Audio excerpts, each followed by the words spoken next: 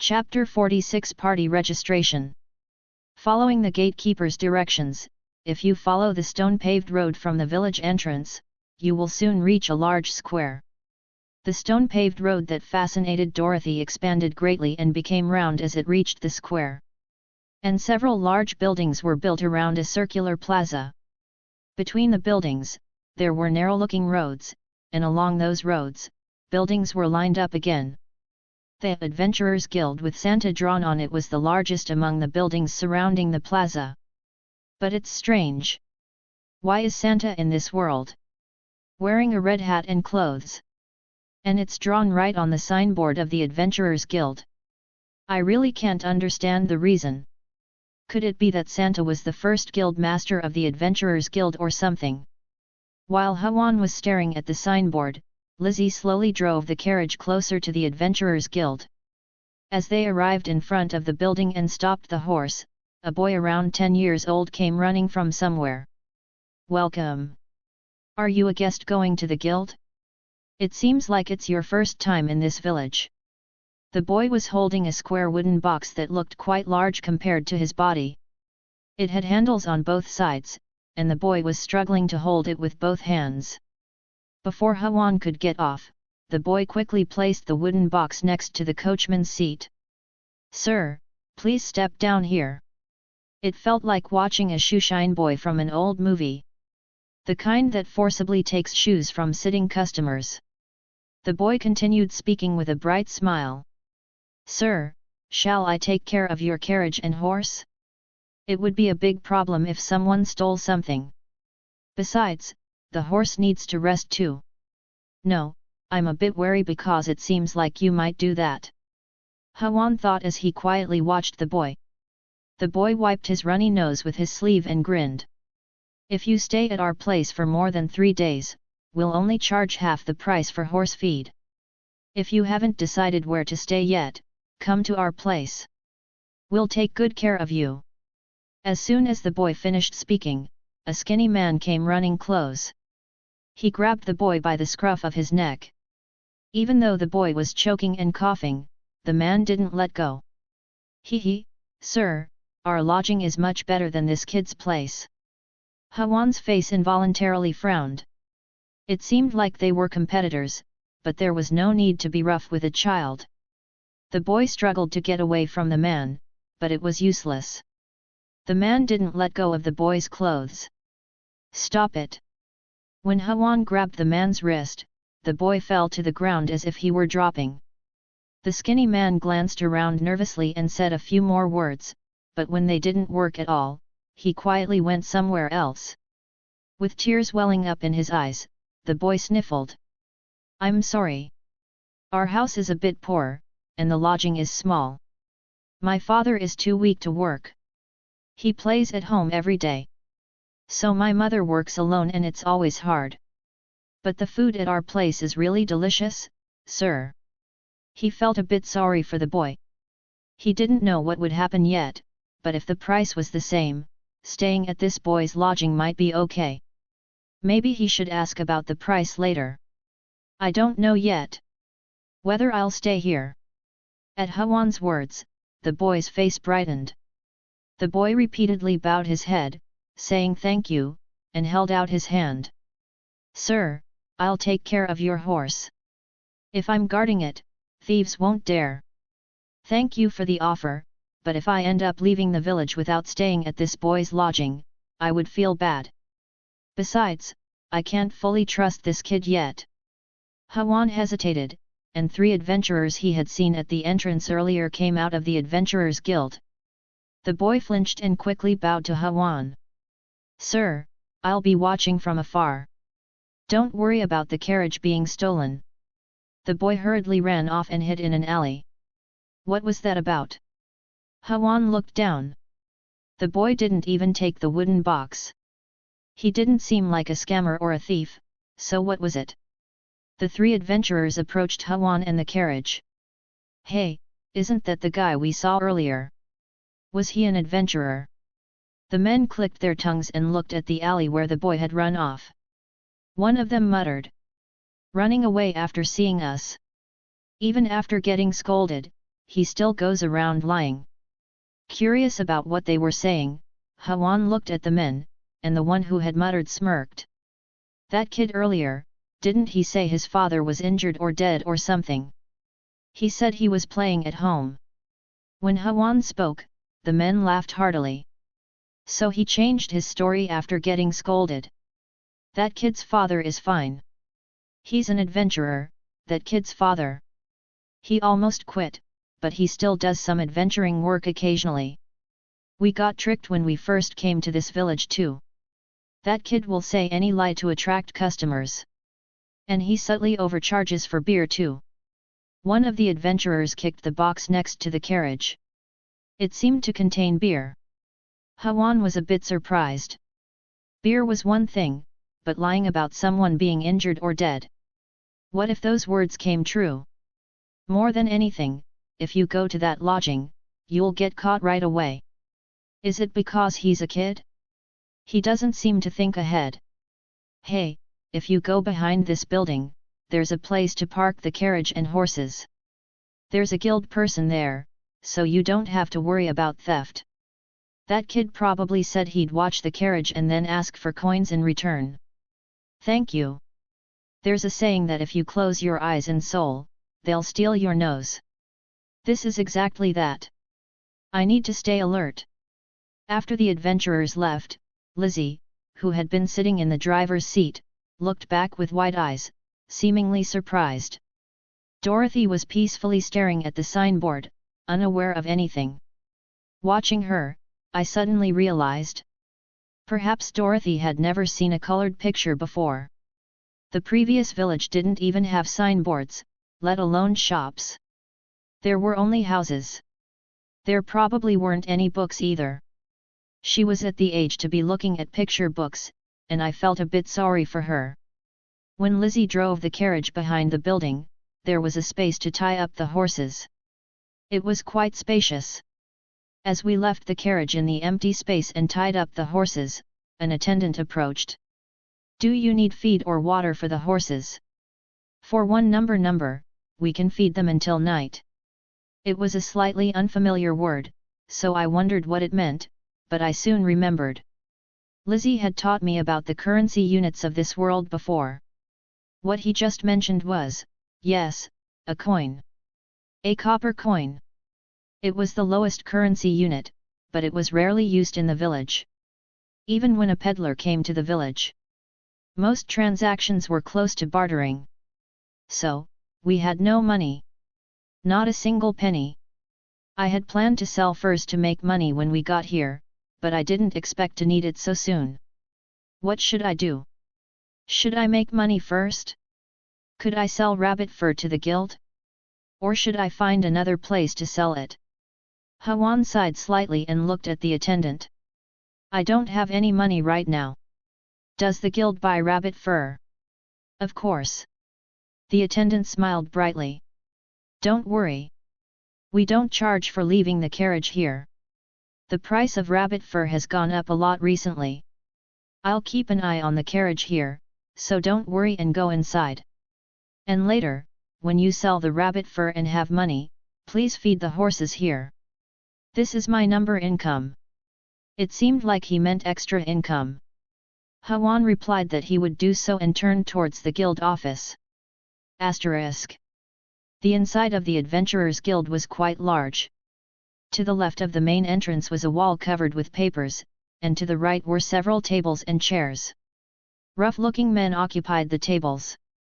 Around the men were weapons and backpacks. They all seemed to be adventurers.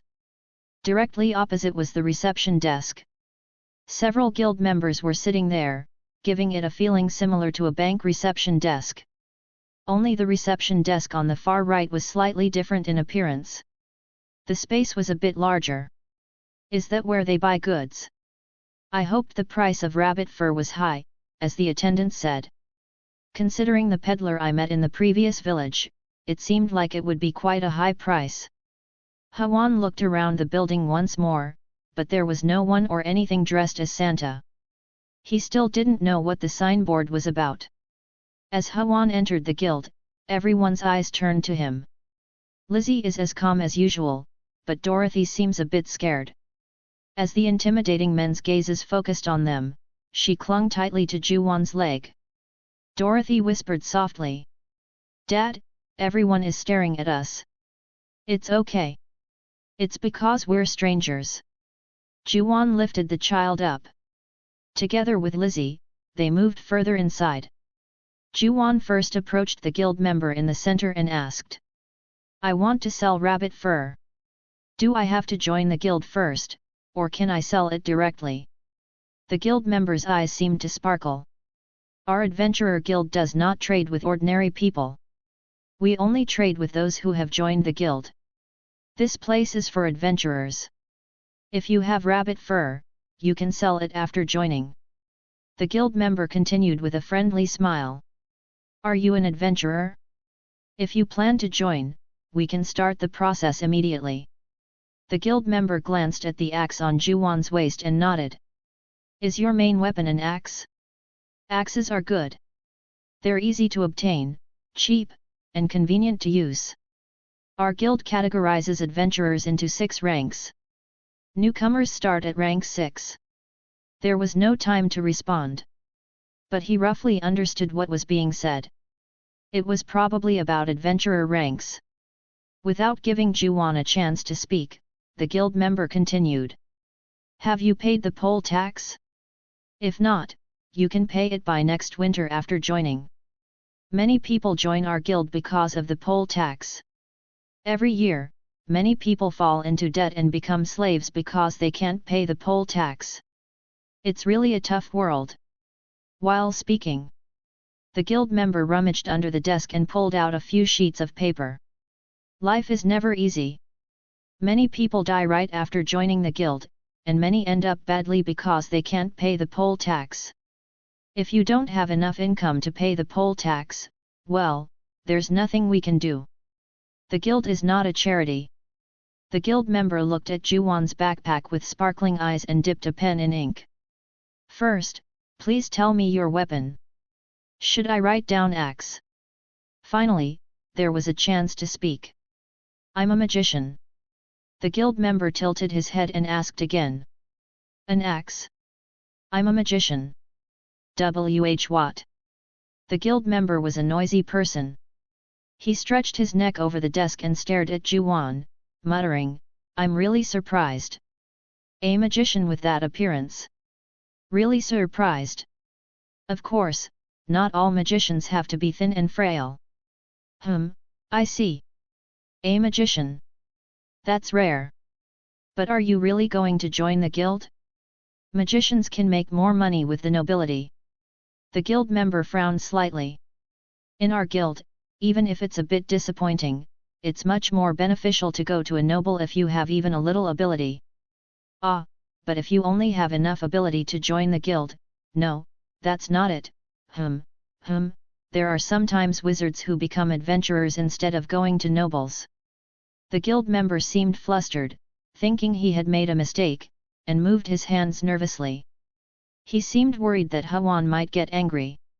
He glanced at Ha-won's hand and axe. Well, he wouldn't get that angry. Before Ha-won could say it was okay, Dorothy spoke up first. "My dad is an amazing wizard. He can create small fires and kill goblins by hitting them with an axe. It's amazing." The guild member looked at Ha-won's axe again and nodded as if he understood. "Right, with an axe. Little one, your father must be very strong." "Yes. Dorothy's dad is very strong. The flames die out suddenly, but he's very strong." The guild member made a troubled sound and then smiled faintly. "Children really can't lie. It's okay. While I've been working here at the guild, I've seen a few wizards, but their main weapon was something else. Not all wizards fight with magic. It's okay. I'll register you as a wizard for now. It's really okay. I can just note that you also use an axe." It seems the guild member completely misunderstood because of Dorothy. It's not a big deal, though. The misunderstanding seemed amusing to Lizzie, who giggled beside them. But Dorothy, thinking she had boasted properly, puffed out her chest while being held by Ha-won. It seemed that Ounce, who had been sleeping in Dorothy's pocket, woke up from the noise. The pocket wriggled. At that moment, the guild member at the far right reception desk approached and spoke. "While you're joining the guild, I'll help you sell the rabbit fur. First, I need to check the condition of the leather to set the price." It seemed the reception desk at the far right was indeed for purchasing goods. When Hawan placed the backpack with the rabbit fur on the desk, the purchasing guild member checked inside and exclaimed, "It's not just one piece." The guild member, who was carefully examining the inside of the rabbit fur, spoke. "The quality is quite good. Whoever processed the leather has quite a skill. It's rare to find someone who processes it so meticulously these days." "Thank you." Lizzie smiled shyly but proudly. The purchasing guild member seemed slightly surprised. "Was it done by a woman? This processing is just like the old hunters used to do. I learned from an old hunter. That was a great opportunity. Processing it this way significantly increases the price. It's not done this way these days because it takes a lot of time and effort." The guild member helping with the registration spoke. "You all are really lucky. Due to the war, fur imports have been blocked. Even nobles are having a hard time getting high-quality fur, so rabbit fur is being used quite a bit now. The price has skyrocketed. And if it's well processed? You can name your price." It's noisy, but I'm grateful for the various information without having to ask." The guild member picked up the pen again and asked. "Then I'll register you as a wizard for now." Please wait a moment." Hawan spoke the words he had been pondering on the way here. "Is it possible to register with someone else, not just me?" You mean number? Of course, it's possible. It seems that an adventurer party is called number here." Hawan nodded. "Yes. I want to register as a party." "Okay, who would you like to register with?" Hawan answered the guild member's question. "These two people here." The guild member tilted his head and looked at Lizzie and Dorothy. "I'm sorry, but the person forming the party needs to have some kind of, ability. Most of the time, it's adventurers who fight together, but if that's not possible, they at least need to manage the party or handle cooking, something like that." The guild member continued with a troubled expression. "We can't register someone who does nothing as a party member. It's a rule." Hawan looked at Lizzie. Lizzie's eyes were wide open in surprise. "This one handles leather processing and party management, and this child." Hawan paused, looking at Dorothy. What should he say? At that moment, Ounce's ears popped out from Dorothy's clothes. Hawan hesitated for a moment before speaking. "This child can command beasts. What?" Almost simultaneously with the guild member's exclamation, Dorothy shouted loudly. "Dad, Dorothy had a beast? Where is it?" "Well, in your pocket. 047 fire magic written with feet." It wasn't just the guild staff who were surprised. It seems that Hawan's voice was heard by those close to the reception desk. The adventurers sitting at the table also started whispering. "No way, a beast number. It must be a lie. How can such a young child have a beast number? He's just trying to register his family. Isn't he a funny guy? Number or whatever, it doesn't seem like there's a beast. Do they think beasts are just stones rolling around everywhere? What do they think of adventurers? Registering such a young child as an adventurer. Do they think adventurers are a joke?" Thinking about the general meaning, the unknown word seems to be trainer. Hawan sighed inwardly. He fully understood the adventurer's feelings. Honestly, he thought the same. Registering a child who can't do anything as an adventurer is indeed unreasonable. But considering the future, there's no other choice. Even if it's a bit unreasonable, we have to push through. If registering with the guild could provide protection, Hawan was fine. But what about Lizzie and Dorothy? The Lord is someone who wields absolute power within his territory. He learned that even the king can't interfere recklessly within the Lord's domain. Although this is not Earth, it's probably quite similar. And Lizzie and Dorothy were commoners of this place. They were from the lowest class of farming families. If the Lord tries to bribe Hawan with money or status, that would be fortunate. But what if that's not the case? What if the Lord doesn't value wizards and considers them insignificant? What if he's a tyrant who thinks it's natural for others to obey his words? The Lord might do something to Lizzie and Dorothy to get to Hawan. He might imprison or torture them. Just thinking about it was horrifying. Even without going that far, if the Lord sets his mind to it, things would be simple. Just by falsely accusing Lizzie and Dorothy and threatening them, Hawan would easily lose the guild's protection. In the end, registering only himself with the guild was meaningless. Everyone had to be protected together. That's why he remembered what Gus said and claimed that Dorothy could command the beast. Hawan felt a bit pathetic and looked up at the ceiling. Maybe he had gone too far. Gus said there were people who raised beasts, so he thought there would be quite a few cases like that. But judging by the current reaction, it seems that beasts are very rare among people. Then commanding a beast would be even rarer. In Lizzie's case, he thought they might let it slide as just handling leather. It was true that the beast was tamed by Dorothy, and he intended to say that she was originally in charge of managing it. But since she was a child, he thought that might not be enough. So he said she had the ability to command it. He just wanted to choose a more certain way to register. Hawan looked at the guild member. There was no other choice. He had to emphasize that he was an excellent wizard and then forcefully push to register the child. If Hawan really had a rare ability, it might be possible. Thinking that, he was about to speak when Dorothy raised herself in Hawan's arms. She seemed to be looking for the beast. Dorothy widened her eyes and looked around behind Hawan. "Daddy, where's the beast?"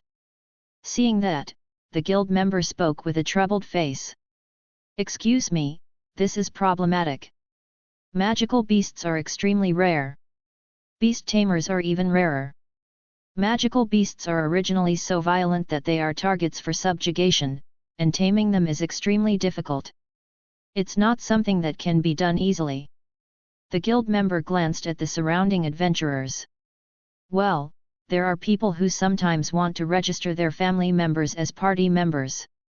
Becoming an adventurer makes it easier to move to other territories, and there are quite a few small benefits.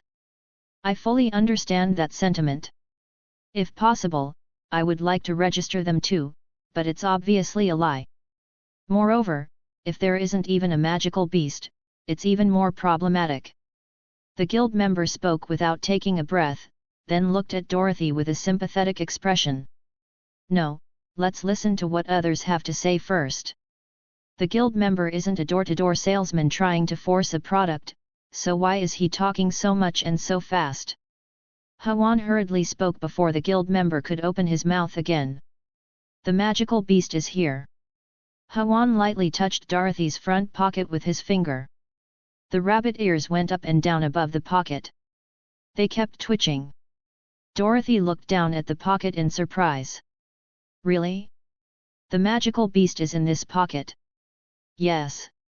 Ounce is the magical beast, Dorothy." "Ounce?" Dorothy's eyes widened. "Ounce is my little brother. He's still a baby, so he can't be a magical beast, Dad." At that point, the guild member seemed to think the atmosphere was strange. He tilted his head and spoke to Dorothy. "Little girl, can you show this mister what ounce is?" Dorothy blinked and then peeked into the pocket and spoke to it. "Ounce, will you be a good rabbit? You mustn't hit people. Understand?" The tips of the rabbit ears twitched inside the pocket. Dorothy sighed deeply in relief and nodded. Then she spoke to Ounce again. "Ounce, you're a good child, so you have to listen well. You mustn't hit people. It's a big problem if people bleed. Understand?" Of course, the rabbit wouldn't answer. But in Dorothy's heart, it seemed Ounce gave the correct response. Saying good, good, she took out the horned rabbit. Then she handed it to the guild member. Mister, please tell me if Ounce hits you. The guild member awkwardly smiled with a peculiar expression. Ounce lay quietly like an ordinary rabbit. Its ears were aligned in a straight line, lying back. It seemed to be on guard. Unlike when playing with Dorothy, the baby rabbit's body was tense, its limbs huddled close to its body. A rabbit? Yes, Ounce is a rabbit. He's still a baby. The guild member quietly looked down at the rabbit. A few adventurers who were sitting on chairs nearby came over and peeked at Ounce. Is it a horned rabbit? No way, it can't be. Those are really hard to catch. That's right. They're incredibly fast. Just getting close is tough. The fur of a horned rabbit is quite valuable, isn't it? I heard it's more expensive than most luxury furs. People murmured. Ounce couldn't have understood, but he seemed to sense the ominous atmosphere. His ears twitched and moved around as if gathering sounds from all directions. The guild member cautiously extended his hand forward, careful not to startle the rabbit. He gently touched the rabbit's forehead and rubbed it, then his eyes widened. My goodness, it really has a horn. Yes, Ounce has a horn. It was Dorothy who answered the guild member. She lifted her head proudly, as if she was proud of something. Come to think of it, it was Dorothy who first discovered the horn. But being a child, she probably didn't realize it was a magical beast. Dorothy's nose seemed to lift just a little higher. The guild member lowered his eyebrows apologetically. But I'm sorry. Just having a magical beast and a child playing together isn't enough. This child is too young. In the future, there will be times when you'll work with other adventurers, and having a child who knows nothing as a party member could put others in danger. I understand. I know well enough that a guild isn't a playground for children. But Hawan also has reasons he can't back down. To protect his family, he has to be shameless if necessary. Dorothy's shoulders drooped in disappointment, even though she probably didn't understand the guild member's words. She muttered softly. I wanted to do it too. She probably didn't even know what she was talking about or what she was registering for. Hawan patted the child's back and spoke. If this child can command the magical beast, would that be acceptable? I don't intend to work with other adventurers until this child can fully pull her weight. We won't be a burden to other adventurers or the guild. Well, that's... The guild member looked troubled, but then someone's voice suddenly interrupted. If the magical beast follows the child's command even once, we'll register her in the party. Number. The guild member was startled and looked behind Hawan. Hawan and Lizzie naturally turned their gazes as well. In the middle of the entrance and reception area, a large man was standing. He was almost as burly as Hawan. There was a long scar on one side of his cheek. This is troublesome, number. You can't just ignore the rules and do as you please every time. It seemed the scarred man was the branch manager here. Should I call him the guild master? The guild master laughed strangely, completely ignoring the guild member's complaints. Well, it's fine. If the child can control the magical beast, that's an incredible talent. We should snatch her up before the nobles do. The words seemed harsh. Dorothy was startled and shrank back. In a small voice, Dorothy whispered to Juwan. Daddy, that person is scary. Don't let him eat Dorothy. Children take everything literally. Dorothy's face showed genuine fear, and she was on the verge of tears. Liz, who was standing nearby, came closer and patted the child's back. It's okay, Dorothy. He doesn't really mean it. But even Liz's words didn't seem to reassure her. Dorothy glanced over Juwan's shoulder at the guild master and whispered to Liz. Mom, you have to be careful too. That person's mouth is huge. Liz covered her mouth and laughed. The guild master approached and deliberately opened his mouth wide, laughing as he spoke. Ha ha ha ha! What a delicious looking child! You, et.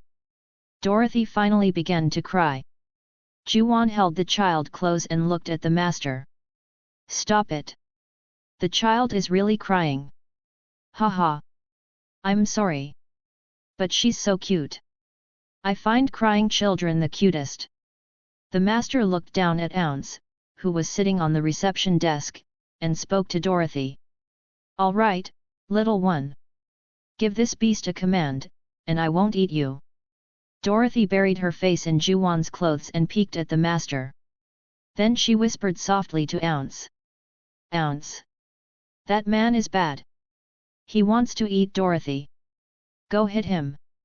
Ounce did nothing. He just lay there quietly. Well, of course. Dorothy whispered again. Ounce. That man is bad, so it's okay to hit him. Kick him. Hit him hard. Ounce still did nothing. He just perked up his ears, looking clueless. The master didn't seem to expect much either. He laughed and suddenly thrust his face in front of Dorothy, baring his teeth as if to eat her, and shouted loudly. Roar! At that moment, without thinking, a foot shot out. Juwon pulled Liz close with his other arm, holding them both as he delivered a lightning-fast kick. It seemed his emotions had been stirred. As his foot struck the master, flames erupted as well. The master's hair was instantly engulfed in flames. It turned out he could produce fire with his feet, not just his hands. And in the next moment, Ounce, who had been on the reception desk, was suddenly clinging to the master's back. He bit into the nape of his neck. Ah! With his head on fire and a baby rabbit clinging to his neck, the master rolled on the floor. The guild office turned into chaos in an instant. Guild members screamed and ran to the master, and someone shouted to remove the horned rabbit. Adventurers shouted for the fire mage. Ounce! Stop! Come here! It seemed that Dorothy was scared because things had gotten too big. As she shouted, trembling, Ounce finally let go of the master. Then, as if flying into the sky, he ran to Dorothy. A moment later, someone poured water on the master. It seemed one of the guild members had run to get water. After pouring water once more, the fire on his head was finally extinguished. The master lay on the floor, groaning in pain. Suddenly, everything was quiet. Only the master's groans could be heard. Hwan handed Dorothy to Lizzie and hurried to the master's side. The guild member who had been in charge of Hwan's reception spoke from behind in a slightly trembling voice. Just a moment. Please wait. The master had no ill intentions. He may seem violent, but he's a good person. We're not here to fight. Hwan said this and then knelt in front of the master. His face wasn't injured. Only his hair and the surface were burned. Hwan brought his hand close to the master's head and sent his magic. Please, let the burn heal completely. His heart grew anxious. He didn't mean to hurt this person. Really, he just got scared and ran out. His body moved on its own. The distorted skin slowly began to heal. It wouldn't be fixed all at once. From his experience, it would gradually get better over a few days. But the immediate pain seemed to have disappeared, and it didn't seem to hinder movement much. Because his hair was burned, it looked like the wound was big at first glance, but in reality, the skin was only slightly burned. It's okay. This much will heal in a few days. The master's groans stopped, perhaps because the pain had subsided. The master looked up at Hwan, breathing a little heavily, and raised his hand. With a thumbs up, the master said. Registration. Party registration, let's do it right now. But no one moved. Neither the guild member in charge of registration nor the adventurers watching stood still. Anyway, it seemed the master didn't hold a grudge. That's a relief. Chapter 48 I Became Rich. Oh my god! Grade 3, Grade 3. Don't just stand there, register first. As the guild master shouted while still lying on the floor, the guild member hurriedly returned to the reception desk. The guild member rummaged under the reception desk and pulled out a piece of paper. After taking a deep breath, a smile reappeared on their flustered face. Our guild is a branch in a small village, so the highest grade we can register is grade 3. For higher grades, you need to go to a big city or the capital. The guild member began to explain that normally, one would register as grade 6 and gradually move up.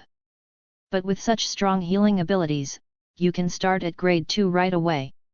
A magician with 2 attributes is extremely rare. Of course, a child who can command a beast is also rare. No, a child who can give orders to a beast is precious.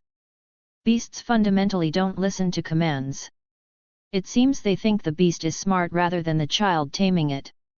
Of course, Hawan thinks so too.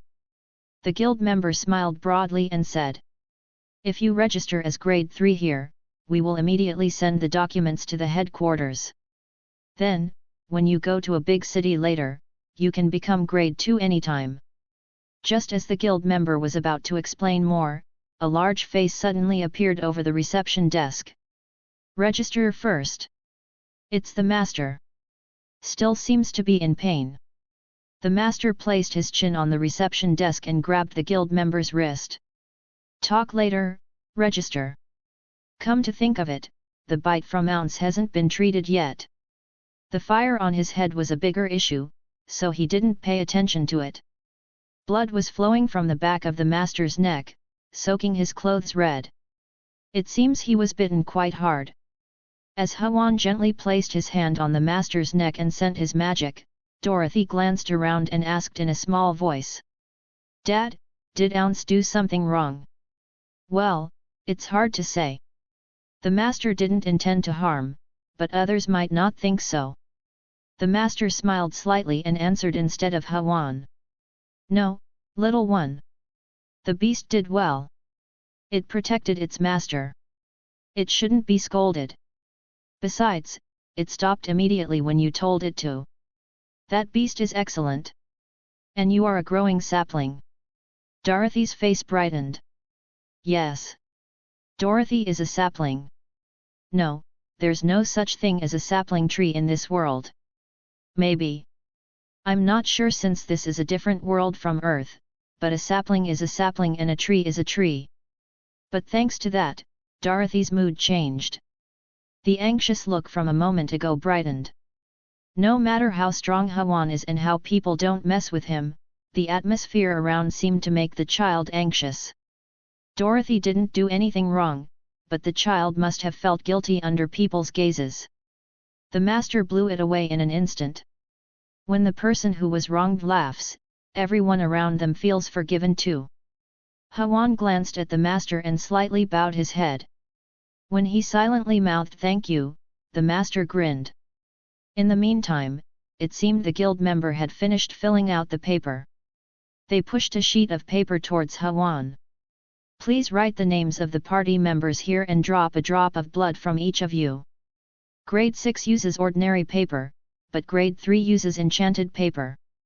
Ah, you can prick yourself with this to draw blood. Sometimes people cut themselves with a knife and make a mess, so we prepared this. Adventurers tend to have rough hands." What the guild member handed over was a short needle attached to a piece of wood. They probably didn't sterilize it. Hawan lit a small flame at his fingertip and slightly scorched the needle. He thought, "I might get tetanus, but do these people all live risking their lives?" At the top of the paper, it said grade 3, and below that, there were fields to fill in the party name and members. Below that were the rules that guild members had to follow. There weren't many. It was simple. All of this was handwritten by the guild member. It would be convenient to have it pre-written, but maybe grade 6 had it pre-written, and grade 3 was rare, so they didn't have it pre-filled. That might be the case. All Hawan had to do was write the party name and members. And for some reason, there was a small 3 written in the corner. If you can't read or write, please let us know. There's no need to be embarrassed.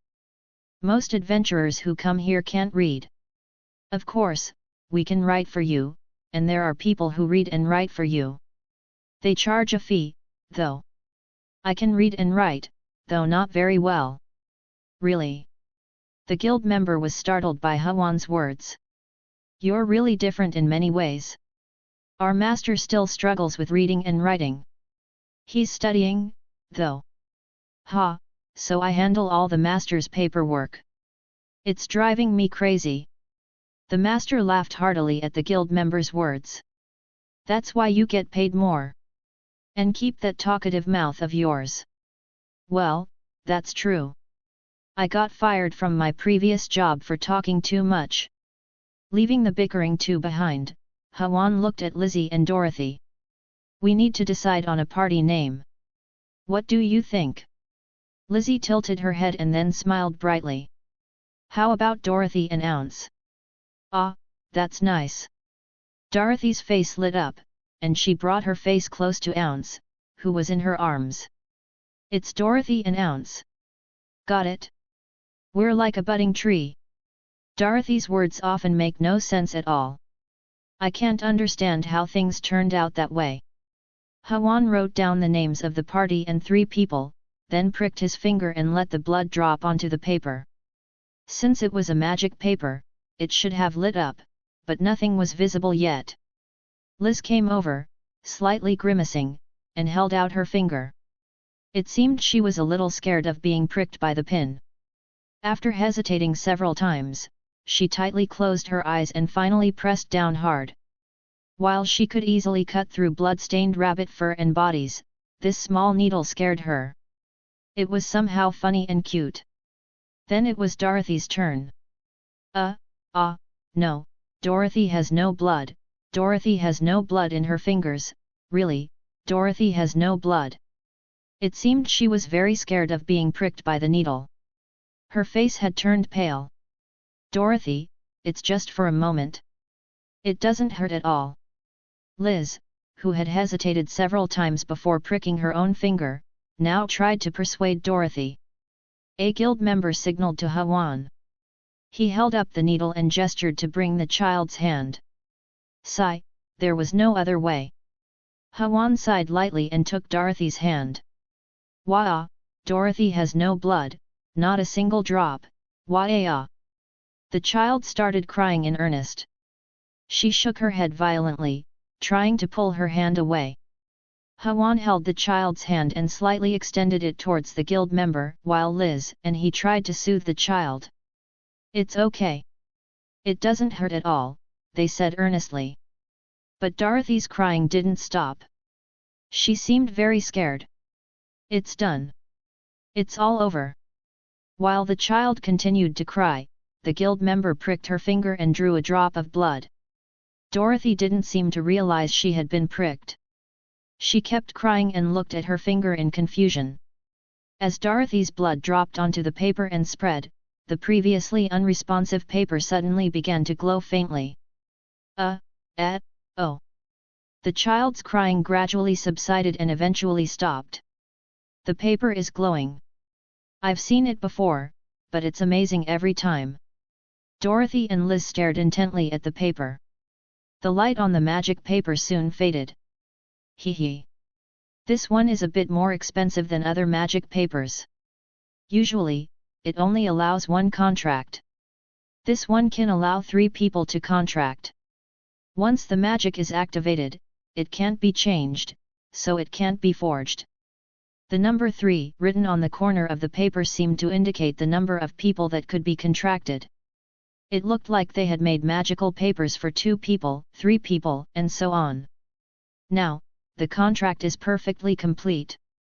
From this moment on, you are adventurers. Dorothy, still with tear stains on her face, rummaged through her front pocket and pulled out the rabbit doll, Toto. She handed it to the guild member, sniffling as she spoke. Please include Toto in the party too. That, doll, you mean? It's Toto. Dorothy, Ounce, and Toto are one. Always together. Otherwise, we'll become acorns. The guild member chuckled and pretended to write something on the paper, then spoke to Dorothy. All right, registered. Toto is also in the same party from now on. Dorothy lowered her head sadly. Hugging Toto tightly, she whispered softly. Liar! That man lied. He didn't write it. Lying is really bad, Toto. Dorothy's face looked extremely sad. She seemed like the most unfortunate child in the world. The guild member looked at Juwon and Lizzie with an embarrassed expression. I'm sorry. We're sorry. Juwon and Lizzie bowed their heads to the guild member almost simultaneously. It was already a mess, and now the child was saying something absurd. They felt really sorry. Being a working adult really builds up a lot of stress. Earning money is truly not easy. Juwon patted the back of the sorrowful child and bowed his head once more. Thank you for registering the party. You're welcome. The guild member placed 3 necklaces on the reception desk. They had a wooden tag with Santa's face on the front and the number 3 on the back. This seemed to be the proof of being an adventurer. Always wear this. It serves as your identification. What is this old man's face? Oh, you mean Santa? Surely, you know Santa. The guild member looked slightly troubled. Santa is the god of our adventurer guild. You could say he's the god of all adventurers. In reality, he's somewhere between a god and a monster, so some people don't like him, but surely you're not from a place that dislikes Santa? Oh, then you wouldn't have come in after seeing the sign. Judging by the context, it seems that Santa is considered a guardian deity. Could it be that Santa is not human? Well, it's true that a human can't send someone from this world to the other world. But at the same time, it seems like he's being treated as a monster, and I have no idea what's going on. While Hwan was confused, a guild member from the purchase counter approached. It seems the appraisal of the rabbit fur is complete. The guild member smiled brightly and handed over a flat, square plate with money on it. There are 7 pieces of rabbit fur. The current market price for high-quality fur is 6 silver coins per piece, but since the condition is very good, I calculated it at 7 silver coins per piece. So, the total is 49 silver coins. How would you like to receive the payment? I can give you 2 gold coins and 9 silver coins, all in silver coins, or mixed with Rena. The guild member who had been handling the reception interrupted. Opening an account with the guild is also an option. You can take a certificate showing the balance to other branches and withdraw money there. Many people carry money with them, but it's dangerous. Oh, and forging the certificate is a serious crime, so please don't do it. It seems they also act as a bank. The word I didn't understand probably means account. Hwan nodded and looked at the guild member. Is the account information shared with other branches? If so, how long does it take? Also, I'm curious about how you verify the identity. It's the first time someone has asked such questions. Most people just end it when they know they can exchange the certificate for money. You really defy expectations in many ways. The guild member's eyes widened. But isn't it impossible to open an account without knowing at least that much? Anyway, from the explanation, it seems to be a system similar to a bank, just taking a bit more time. Since lists are exchanged regularly, information about adventurers and account balances are shared with all branches with a time lag. Identity verification is done with a necklace imbued with magic when the account is created. If you lose it, you usually have to go back to the branch where you opened the account to make a new necklace. The guild member explained that almost all situations are detailed when joining. They record the appearance of the adventurer, weapons, and the account owner's features, and later compare them with the documents if there are any issues. Our adventurer guild has a long history. We can handle various situations well. You don't need to worry. On the contrary, it means there have been many incidents. Hwan thought so but said nothing. Hwan opened an account under the party name and deposited 30 silver coins in the guild. As a result, he got one more necklace for the account. Only the leader needs to stain it with blood. Thank goodness. Thinking about Dorothy crying and fussing over blood again, he sighed involuntarily. Seeing Hawan's tired face, the guild member chuckled. Oh, and please come back tomorrow, or the day after tomorrow. When you first register, a 5th grade adventurer, one level higher, will accompany you for about a month. During that period, you will learn the basics of being an adventurer. It's not about weapons, but daily life. Although you have become 3rd grade adventurers right away, you still need to learn the basics that adventurers should know. Understood. Hawan replied and looked at Lizzie. Lizzie has been acting a bit strange since earlier. Her face is pale, and her movements and expressions are stiff, almost like a robot. Is it because she's tired? I'm a bit worried. We need to get out and find a place to rest quickly, or she might collapse. As Hawan was about to turn to leave, a guild member handed him a small collar for animals. This is a service. The beast in training must wear a collar. Otherwise, if it's hunted, there's nothing we can say. Please make sure to put the collar on. Right there, they put the collar on Ounce. Dorothy, who had been saddened by not being able to register Toto in the party, became lively again. Ounce, you look great. I want a collar too. Not this kind, but a cool one like that. Dorothy seemed to prefer the leather collar for beasts over the Santa collar. After promising to return to the guild the day after tomorrow, Hawan put his arm around Lizzie's shoulder and turned around. The adventurers inside the guild, who had been watching them, all turned their heads at once. He heard someone whispering to their companion. Hey, don't make eye contact, or you'll get burned. That's not true. I'm not some crazy person. Hawan sighed slightly and left the guild with his family. Lizzie didn't say a word as they walked back to where the carriage was. I'm really worried. Is there something bothering her? When Hawan stopped and looked into Lizzie's face, she slowly blinked and suddenly muttered. Oh my gosh, Hawan! We're rich. What? Was she just surprised because we got some money? Suddenly, he started laughing. Lizzie, we're going to make even more money from now on. Oh my gosh! Lizzie blinked and looked up at Hawan. Slowly, her expression returned. And finally, with her cheeks turning red, Lizzie muttered once more. We're rich. Oh my gosh! Chapter 49. Are we poor now? We were rich just a moment ago. It feels like walking on clouds. In the distance, he could see the space where the carriage and horses were kept. There was no one at the entrance, but the caretaker must be somewhere inside. Lizzie suddenly looked up beside her. Her husband's face was very high up. Feeling her gaze, her husband lowered his head and met her eyes. A gentle smile softened his once stern expression. At that moment, she suddenly realized.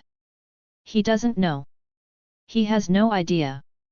He doesn't know the true value of the money they just received. He probably has never been as poor as Lizzie. When Lizzie said she had become rich, her husband laughed, but he didn't truly understand what she meant, clearly. The old man Lizzie's sister married was a well-off poor farmer among the poor. In the village, most transactions were bartered, but one could still gauge the approximate income. She heard that her sister's husband earned about 100 rina a year.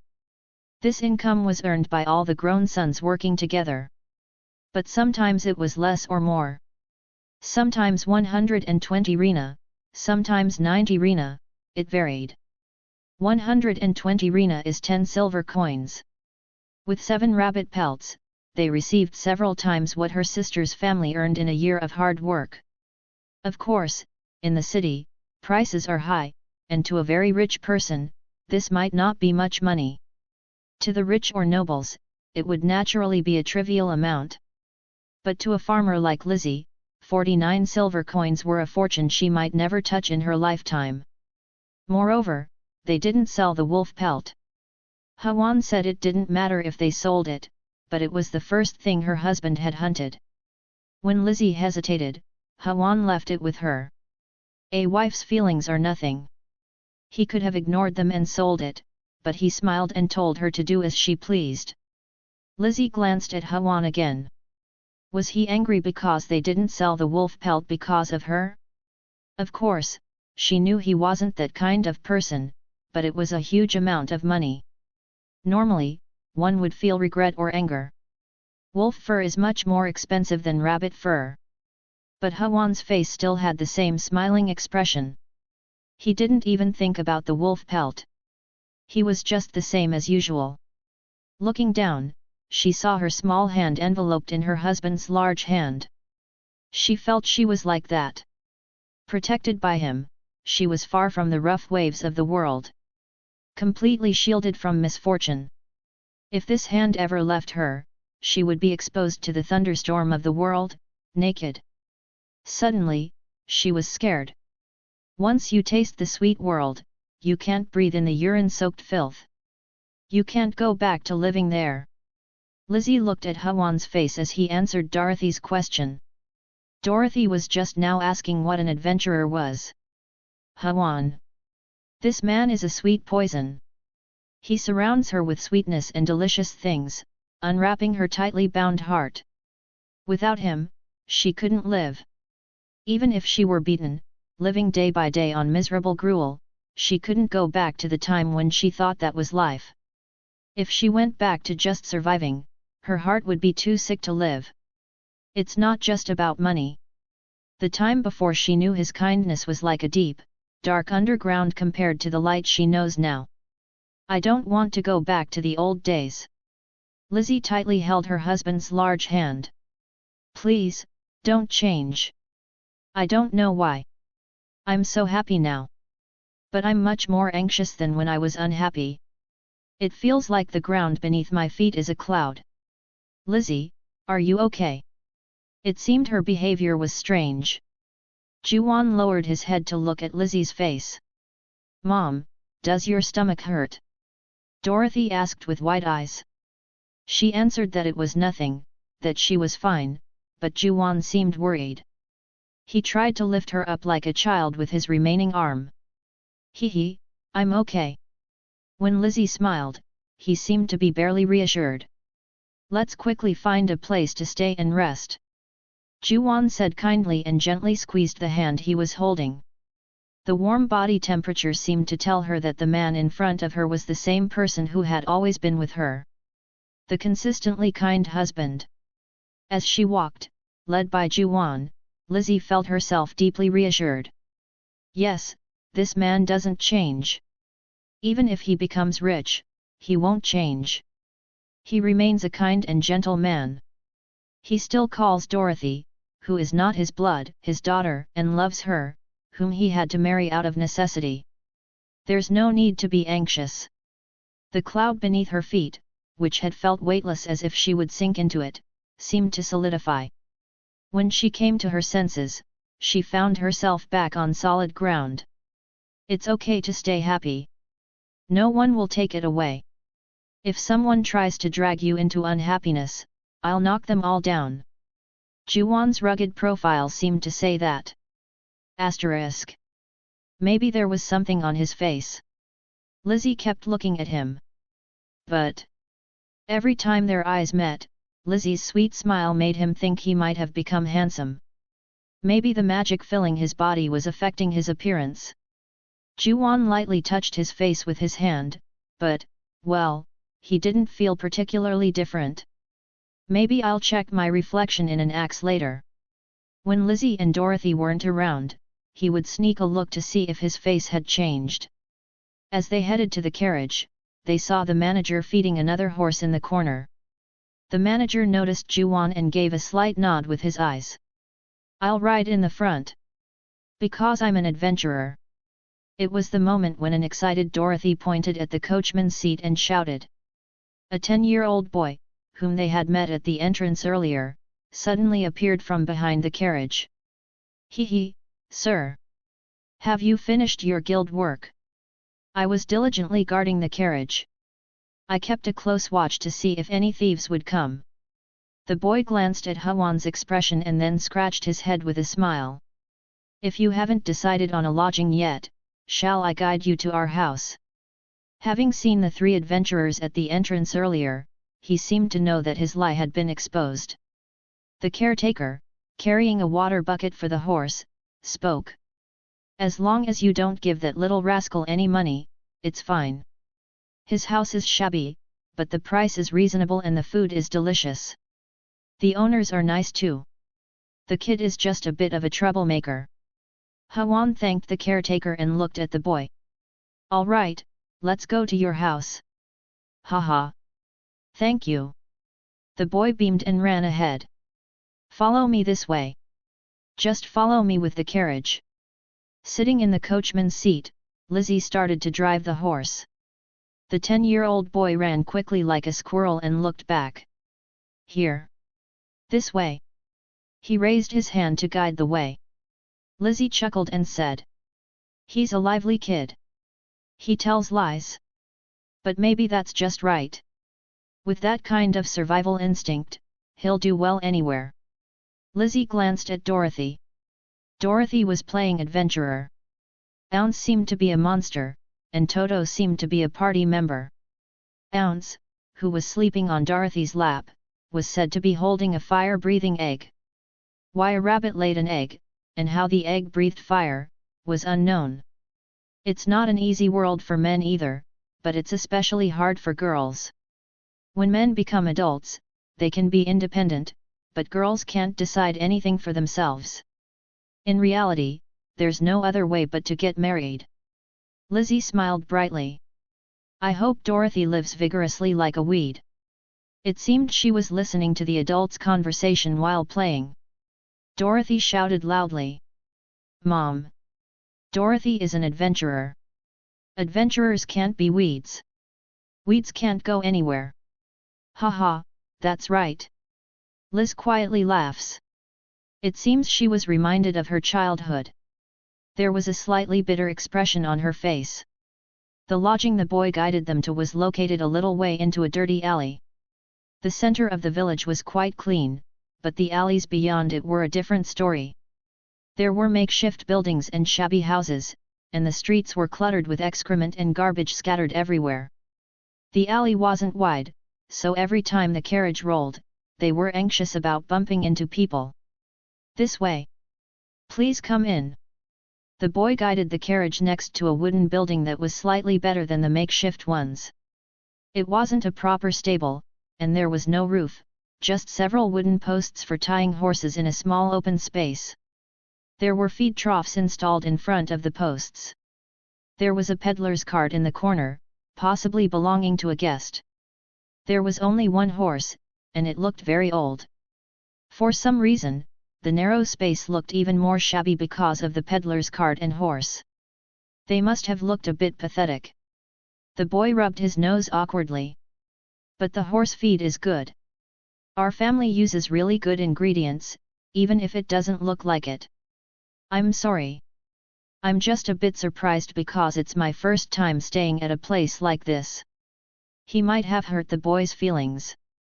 As Hawan got off the carriage and spoke to the boy grinned. Then please try our special meal. My mom's special meal is really delicious. It's amazing. And there's a lot of it. The word the boy used seemed to mean a special meal. As Liz got off the carriage, she whispered in Hawan's ear that it was expensive. The way she whispered made it seem like she was planning to eat something cheap. Well, maybe we can have something a bit nicer just for today. I don't think the food here will be very expensive anyway. Hawan thought so but didn't say anything and just smiled quietly. He handed the pouch of money they received from the guild to Liz. Liz, you keep this. From now on, Liz would be in charge of choosing food and items. She was the party's accountant and manager. Spending money might seem awkward now, but as they start earning more money, she'll get used to it quickly. The day when she says, "Let's eat something expensive and delicious today," won't be far off. He just hoped that day would come a little sooner. He wanted to eat something delicious. Liz stopped in her tracks, her eyes wide open. Guests! Please come in. The boy ahead waved his hand, calling Hawan and his family. But it seemed Liz didn't hear him. She was staring at the money pouch as if she had seen a monster. There was no choice. Hawan picked up Liz, who was frozen like ice, and Dorothy, who was in his other arm, tilted her head. Why did Mom become a fool? Who knows? It was only after a while that Liz seemed to come to her senses and whispered urgently in Hawan's ear. What if it gets stolen? Then there's nothing we can do. There's still money left in the account, so it's fine. Besides, we'll keep earning money in the future. Just like the adventurers who came to subdue the goblins, Hawan would go around catching monsters in the future. Even if not, there would be other jobs available at the guild. It might not be a lot of money, but they could still make a living. Ha ha ha. Mom, you look silly. Your face looks silly. Dorothy laughed heartily and pointed at Lizzie's face. Lizzie was just mouthing words without making any sound. Asterisk. The first floor of the inn seemed to be a tavern selling food. There were several tables and chairs made from cut wood. I thought there wouldn't be many people, but unexpectedly, there were quite a few. Most of the customers were wearing shabby clothes. There were also several people who looked like adventurers. Maybe people who didn't stay at this inn came here to eat and drink. It felt more like a local diner or tavern than an inn.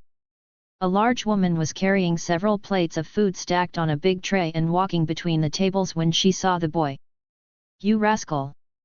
Where have you been lying again? Mom!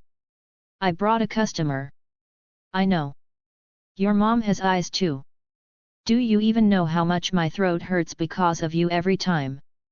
The woman shouted as she put the plates on the table and walked briskly towards us. She walked up to Hawan with an angry face and without listening to any explanation, she hit the boy on the head with her fist. Then she bowed her head to Hawan. I'm sorry. Did this rascal sell beer again? Or did he take money for guarding a carriage or horse? Ah, really, I'm going crazy because of him. The customers sitting at the table laughed loudly. No, we came as customers. This boy guided us from the front of the guild. Oh, really? He only guided you? The woman blinked her eyes and asked. She seemed not to believe it. The boy pouted and grumbled. Really, Mom, you're too much. I've been working hard to bring customers from dawn till night. And they're staying guests too. He really knew how to talk. From start to finish, he tried to deceive whenever he had the chance. Oh dear! The woman, flustered, kept patting the boy's head where she had hit him with her fist. Then she smiled brightly at Hawan and Lizzie. How long will you be staying? I'm not sure yet. I just registered as an adventurer with the guild. Oh my, then at least a month. The woman's smile grew even bigger. What about the room? You have a child, so 2 beds would be better, right? A room with 1 bed is 1 rina for 2 days, but if it has 2 beds, there's a small additional charge. But, oh well, let's just go with the basic cost. You have a child, and it's a long-term stay. The woman shook her large body and walked to the corner with the stairs. The payment is in advance, but if you pay for a month at once, I'll give you a discount.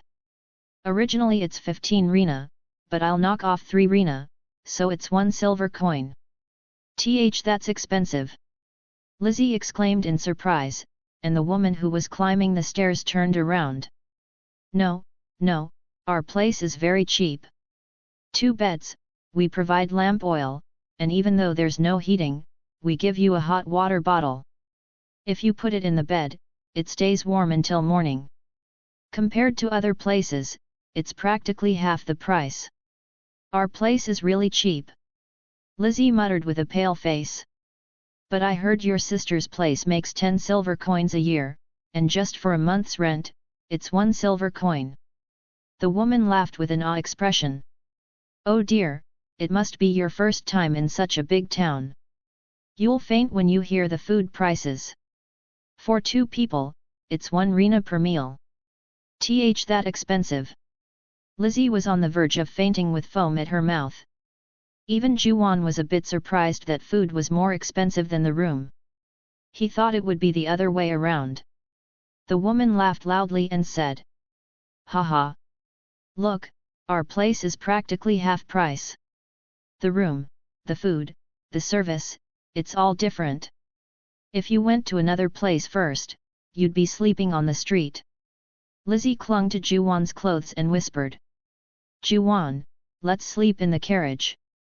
Dorothy, with tears in her eyes, said sadly, "Are we poor now? We were rich just a moment ago." A few steps up, the innkeeper started laughing, holding her belly. Chapter 50 Female Adventurer. Lizzie clutched the money pouch she was holding to her chest. She climbed the narrow wooden stairs and walked down the long corridor. The room the landlady guided them to was at the end. Among the rooms with 2 beds, it was the one with the best light. She said it was good because they had a child. When I opened the door and entered, I saw 2 beds attached to the walls on either side. Even though it was daytime, the room was a bit dim. In the corner of the wall, there was a small wooden shelf installed. It seemed to be a place to put personal belongings. There was a small window with wooden shutters directly in front. The window was small, but it was positioned to receive direct sunlight. Beyond the open wooden window, a distant bell tower could be seen. "Don't leave important items in the room. There are no keys. When you sleep, just latch the bolt on the inside," the landlady said, standing at the entrance. The door could be locked with a wooden bar. The wooden bar used as a latch was tied to the door with a string. "Meals are served on the first floor. You can come down in a little while. The main menu is stew with meat and bread. There is usually one more dish that changes frequently. Today, it's grilled herring. We also have beer. Wine costs extra." The landlady said this and patted Lizzie's shoulder. "Cheer up. My husband was also an adventurer, so he used to be away from home often. Here, it's a bit less dangerous for a woman alone. Because I'm here. But it's always good to be careful. There are bad people everywhere. If anything happens, tell me." The landlady seemed to think that Lizzie and Dorothy would be staying alone at the inn. Lizzie shook her head. "We will all be together as a family." Suddenly, she wondered if that was really the case. She hadn't heard anything about it yet. When she looked up at Juwan, her husband smiled and looked at the landlady. "We're in the same party, so we'll always be together. But if she happens to be alone, please take care of her." When her husband spoke in his now fluent manner, the landlady was surprised. "Are you planning to take a woman and a child with you? That's very rare. So, what will you do? Will you pay a month's rent in advance?" "Yes, let's do that," Juwan answered the landlady.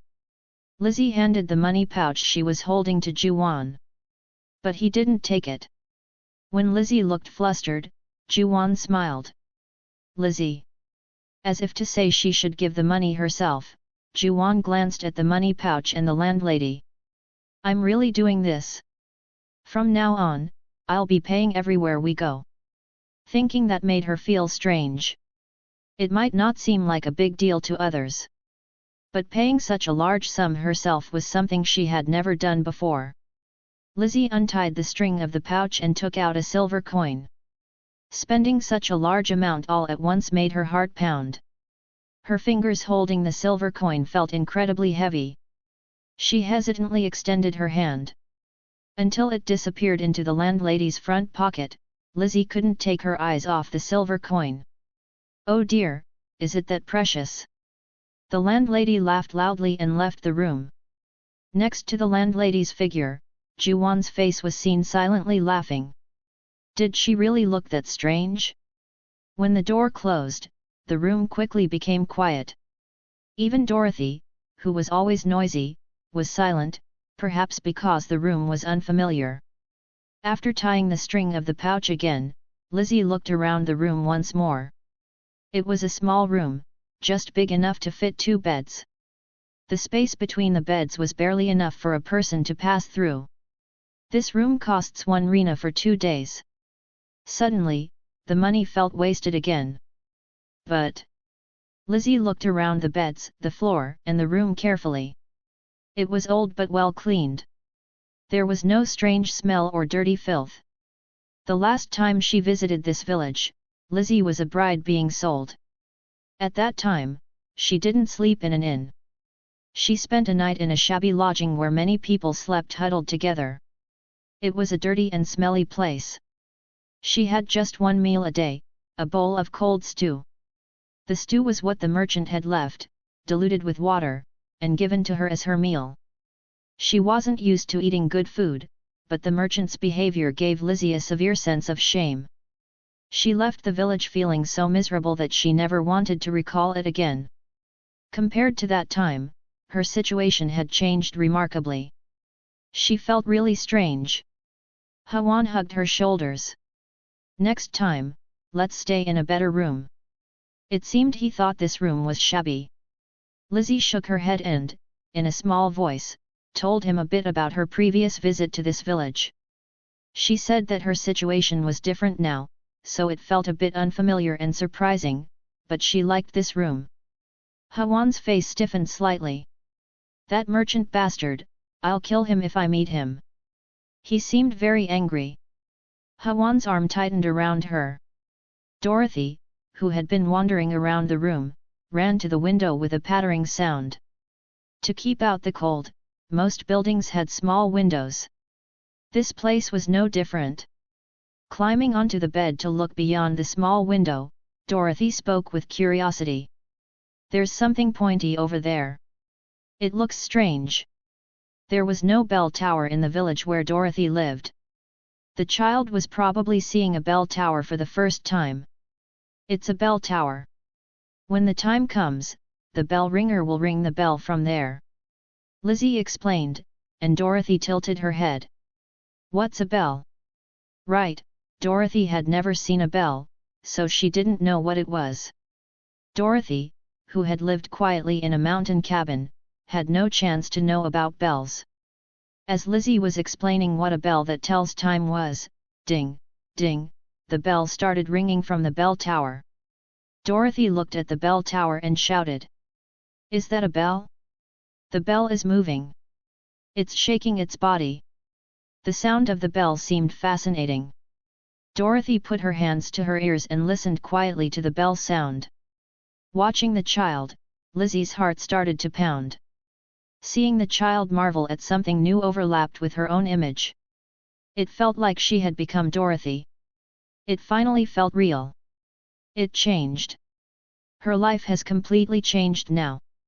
Lizzie placed her hand on her pounding chest. Her heart was racing. Lizzie, what's wrong? Juwon asked.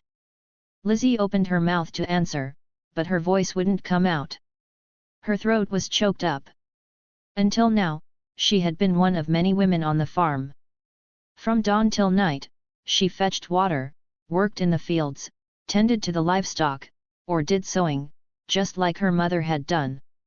It went on from morning till night, and then again tomorrow, and another month after that. Such a life continued even after marriage. The only change was from being a daughter to a wife. As raising children was added, it only turned into a more difficult life. But from now on, it's different. She was walking a new path. Something new that she had never experienced before was unfolding before her eyes. She would live a life completely different from her mother, sisters, and siblings. It was the first time she stayed at an inn, the first time she ate food prepared by someone else. It was also the first time she had so much money. She had hardly ever seen silver coins before.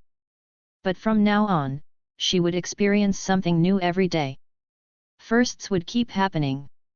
Instead of sleeping and waking up in the same house every day, she would go to new places and see new things. She would do something with her husband every day.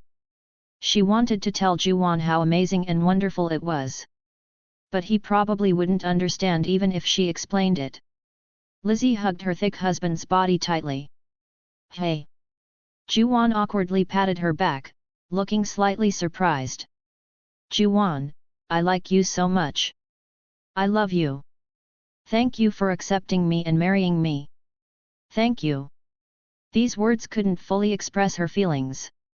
As she spoke with all her gratitude, Juwon was silent for a moment before he opened his mouth. Lizzie, am I handsome? Not understanding what he meant, she looked up at her husband. Juwon asked again with a serious expression. Am I more handsome than before? Sorry, but that's not the case. He still had the same face. The same slightly scary-looking face. He seemed embarrassed by his own words. Juwon covered his face with his hands and mumbled. Sorry. Forget it. His ears were bright red. Somehow, her husband seemed cute. Lizzie chuckled and hugged him again. You're handsome, Juwon. Always. You were the most handsome in the village. Even now, you're the most handsome in this village. His ears and neck turned red. She really liked this man. Lizzie giggled and mumbled to herself. Before going down for dinner, I need to make a money pouch to wear around my waist. It would be a disaster if someone stole the silver coins. Yes, that's the most important thing right now. Lizzie detached herself from her husband, clapped her hands together, and rubbed them lightly. All right, as the first task of the party agent with her husband, let's make a money pouch. Asterisk.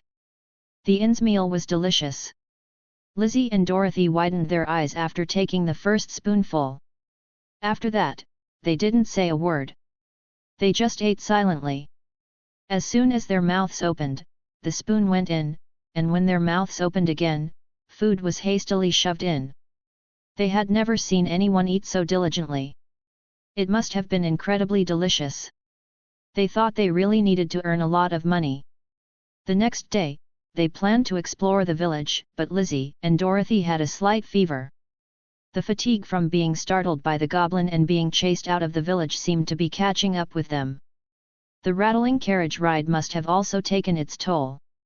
They cast a healing spell to bring down the fever, but they spent the whole day lounging around the inn. Even without a fever, their faces were as red as peaches. Until Lizzie and Dorothy's faces turned white again, they were constantly worried, even though they didn't show it. They also infused magic into the horned rabbit Ounce every day as they had always done. Strangely enough, even though Ounce's wounds had healed, he still begged Juwon for magic. If he didn't give him magic, Ounce would bite his fingers or chew all his hair off. It was so annoying that he had no choice but to give him magic. When he gave him magic, the skin inside his forehead would occasionally glow faintly. Ounce begged for magic after Lizzie and Dorothy had fallen asleep, so they had never seen the light. They would be surprised when they saw it later. Somehow, he felt like a mischievous child, and he looked forward to that day a little. Asterisk.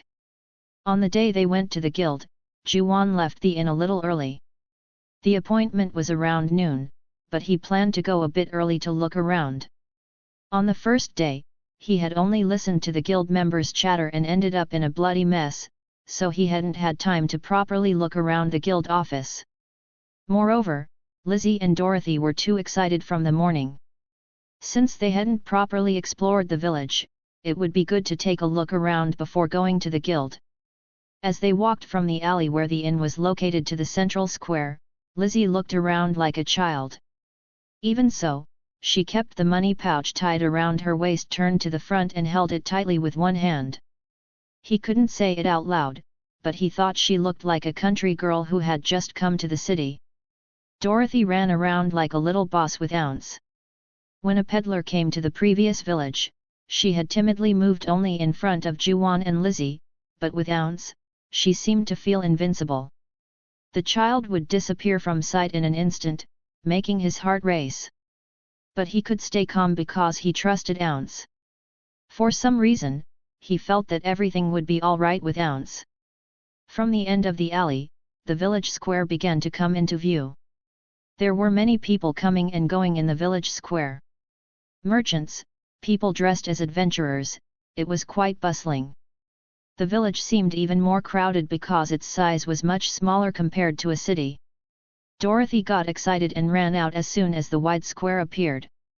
Lizzie anxiously shouted for her to go slowly, but it was no use. Dorothy, who had run ahead and gone out into the square, came running back. Her face was pale.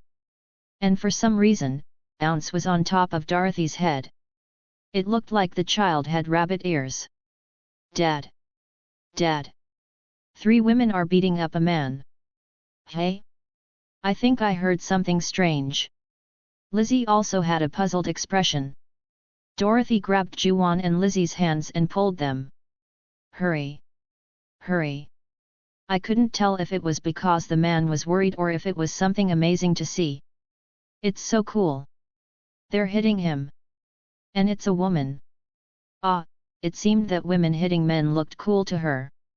I had heard a bit from Lizzie about how Dorothy grew up. Dorothy, who grew up watching her biological father hit women, might have thought that women were just weak beings. It must have been fascinating to see the roles reversed, with a man being hit. A slightly bitter taste lingered in my mouth. As we were led by the child to the square, we saw 3 women literally beating up a man in a corner. All the women were holding knives. One was punching the man, another was kicking him. The remaining one. He might die like that. Juwon muttered unconsciously. The remaining woman was hitting the man with a knife. Although it was in its sheath, if she accidentally hit his head, he could die. People around tried to stop the women, but they seemed quite angry. Even when people dragged the man away, the women tenaciously followed. Lizzie, who was being led by Dorothy, pulled the child's hand. She hugged her tightly to prevent her from seeing the women hitting the man. You shouldn't watch fights like that, Dorothy. But... Mom. Those women, they're adventurers. They're stronger than men. They're so cool. I want to be an adventurer too. Dorothy stopped talking and opened her eyes wider. I'm an adventurer. I was already an adventurer. Dorothy pulled her hand away from Lizzie and muttered as she looked at her. Mom, am I incredibly strong? Because I'm an adventurer? Are you strong too? Because you're an adventurer. As Lizzie explained that it wasn't the case, Juwon quietly watched the women and the man. The man was completely covered in blood, no matter what he had done.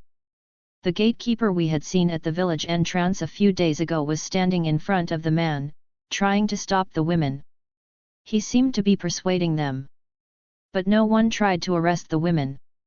Some people were criticizing the women, but they were just talking. No one tried to restrain them. Even if they fought or died, did the law not intervene in individual disputes? Moreover, I heard that women's rights were low, but were those women different? Because they were adventurers? Juwon watched Dorothy passionately talking about wanting to become an adventurer to Lizzie.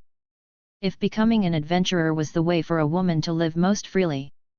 Juwon placed his hand on Dorothy's head. Yes. I hope you become a great adventurer. Dorothy smiled brightly at Juwon's words. Right, Dad. But don't beat the man like that. Because hitting a person is a bad thing.